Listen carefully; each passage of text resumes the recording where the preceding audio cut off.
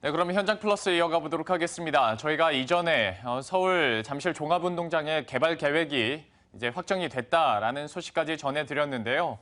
이제 여러분들이 2차적으로 바로 떠오르실 건 부동산 시장이 또 어떻게 변화할까, 어떻게 반응할까일 것 같습니다. 그래서 이 부분에 대해서 오늘 한번 이야기를 나눠보도록 하죠. 변재우 기자 나와 있습니다. 어서 오십시오. 네.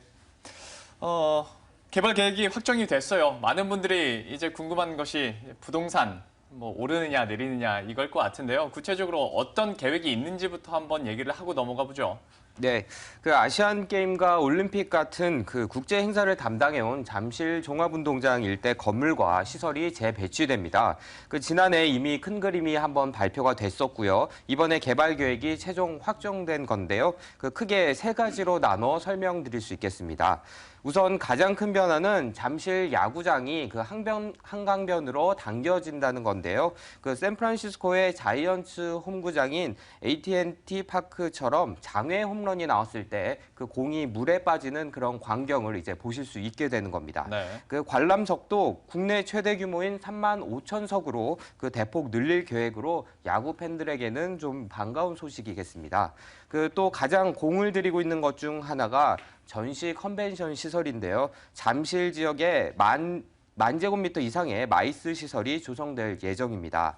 이렇게 되면 국제교류 복합지구로 묶인 삼성동 코엑스부터 현대차 부지, 종합운동장까지 19만 제곱미터에 달하는 전시시설이 들어와 그 세계 수준의 규모를 갖추게 됩니다. 뿐만 아니라 현재 강남과 송파를 둘러나는 올림픽대로와 탄천도로 일부는 지하로 넣어지고 그렇게 해서 새로 확보된 공간에는 수변, 문화, 여가 공간이 꾸며집니다. 예. 뭐 그림으로만 봐도 엄청난 시설들이 계속 들어오는데요.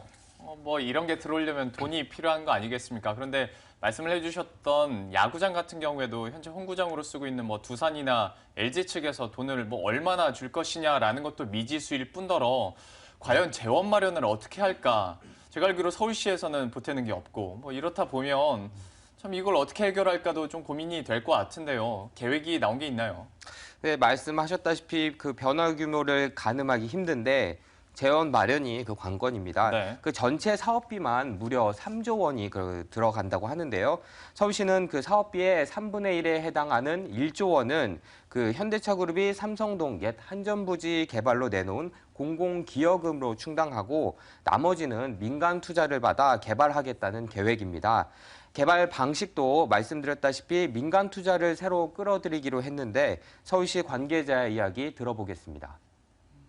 이 프로젝트는 공공성과 사업성이 조화된 최적의 사업 방식으로 추진하고자 공공주도 사업과 민간 투자 사업으로 분리 추진하기로 하였습니다. 네, 공공주도 사업은 도로 하천 정비, 주 경기장과 보조 경기장, 유스 호스텔 등 공공 기반이 강한 시설이 해당되고요. 네. 그 민간 투자 사업은 전시 컨벤션, 그리고 호텔, 실내 스포츠 컴플렉스, 야구장 같이 창의적인 아이디어가 필요한 사업이 되겠습니다. 예. 참 이게 어떻게 돈이 모아질지도 우리가 한번 지켜봐야 될 것 같고요. 그리고 이제 많은 분들이 궁금해하실 부동산 시장에 대한 변화도 한번 얘기를 해보도록 하겠습니다.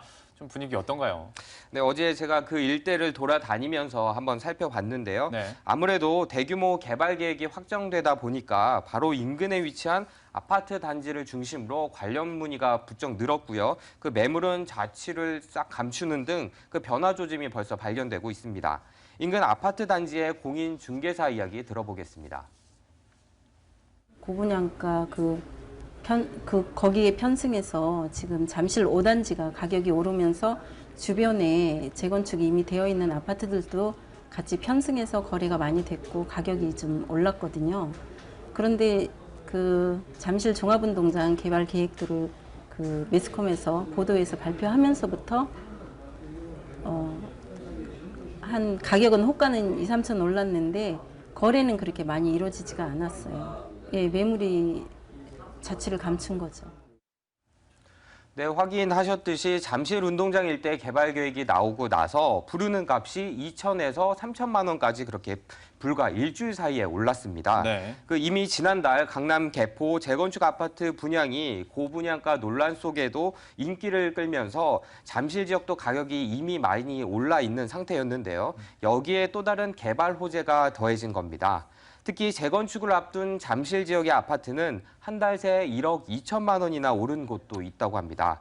지난 3월과 4월의 경우 거래가 빈번했는데 사실 거래가 이번에 계획이 발표되고 나서 빗발칠 거라는 그런 예상과는 달리 이번 주는 오히려 거래가 소강 상태라는 이야기도 전해드릴 수 있었습니다. 그래서 이제 부동산 관계자가 매물이 뭐 없다 오히려 그렇죠. 예, 이런 얘기를 하는 것 같습니다. 그래도 개발 호재 우리가 쉽게 말하는 이 개발 호재 이만한 것도 없을 것 같습니다. 이러다 보니까 얘기를 해준 것처럼 어마어마하네요. 일주일 사이에 뭐 1억 2천만 원 한 달 새에 이렇게 오르고 있는 상황인데 모든 거에도 다 명암이 있는 거 아니겠습니까? 우려의 목소리도 나온다고 들었어요. 어떤 부분에서 이런 우려가 나오고 있는 건가요?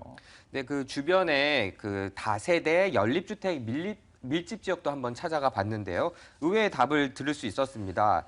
골목 상권이 무너질 수 있다고 우려하고 있었는데 뭐 이 역시 이야기 들어보겠습니다. 개발되면 여기에서 특출한 게 없으면 주변 지역만 그 아파트 이런 지역만 살아날 수가 있지 골목 상권이라든가 이런 건 죽을 수밖에 없지. 아니 여기서 나가서도 뭐 하려고 여기 김밥 사갖고 그러니까는 거기 가서 놀 것도 아니고. 네, 뭐 대규모 상업시설이 갖춰지게 되면 인구가 그쪽으로 몰리면서 골목 상권이 죽게 되는데 이런 건 어떻게 하냐는 그런 얘기였는데요. 네. 반드시 개발만이 능사는 아니라고 제게 그렇게 전했습니다. 예, 역시 좀 걱정거리, 기대 반, 걱정 반입니다. 어쨌거나 그런데 이제 서울시에서 이렇게 결정을 했고 개발을 하니까요. 앞으로의 계획이 또 궁금해지는데요. 마지막으로 소개를 해주시죠.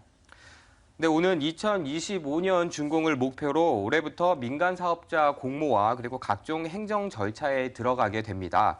특히 앞서 말씀드린 민간 투자 사업은 민간의 창의적인 아이디어를 충분히 반영하기 위해서 그 민간 제한 방식의 가능성을 열어두고 그리고 정부 고시 방식을 준비한다는 계획입니다.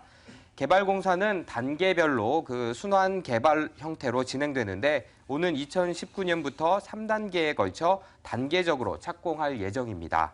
현재 야구장과 실내 체육관 등은 뭐 잘 아시다시피 프로구단의 홈구장으로 쓰이고 있고 일반 행사와 공연이 상시에 열리는 곳인 만큼 경기 진행과 시설 이용에 불편함이 없도록 그렇게 하겠다는 계획입니다. 네. 시는 잠실 종합운동장 주변 개발을 통해 한 해 평균 15조 원의 경제적 파급 효과를 기대하고 있고요. 예. 또 8만여 명의 일자리를 창출할 것으로 그렇게 내다보고 있습니다. 네, 기대감이 많습니다. 청사진 그려놓은 것도 굉장히 멋있는데요. 그런데 이 시점에서 잠깐 제가 좀 걱정되는 것이 있어서 한 가지만 추가로 여쭤보도록 할게요. 나머지가 민간 투자로 개발되잖아요. 근데 경제가 좋지 않고 기업들은 자기 돈을 모으는데 급급한 상황에서 물론 대답하기 어려울 수도 있겠습니다만 이거 민간 투자 제대로 좀 될 것 같은 분위기인가요? 아니면 아직도 좀 꽁꽁 얼어붙은 분위기인가요? 제가 뭐 거기까지는 알아보진 않았는데 네. 민간 투자 개발 같은 경우에 그 일대 아무래도 개발 호재가 있다 보니까 네. 분명히 이익이 나고 수익이 나올 거기 때문에 뭐 그렇게 또 우려스럽지만은 않다고 그렇게 얘기하는 것 같습니다. 예, 규모가 또 워낙 크다 보니까 저는 이게 걱정이더라고요. 재원 마련을 어디서 할까? 한번 지켜보도록 하겠습니다. 확실한 개발 호재가 있는 만큼 민간 투자에서도 잭팟을 터뜨릴 수 있을지 기대를 해보도록 하겠습니다. 변재우 기자와 함께했습니다. 고맙습니다. 네.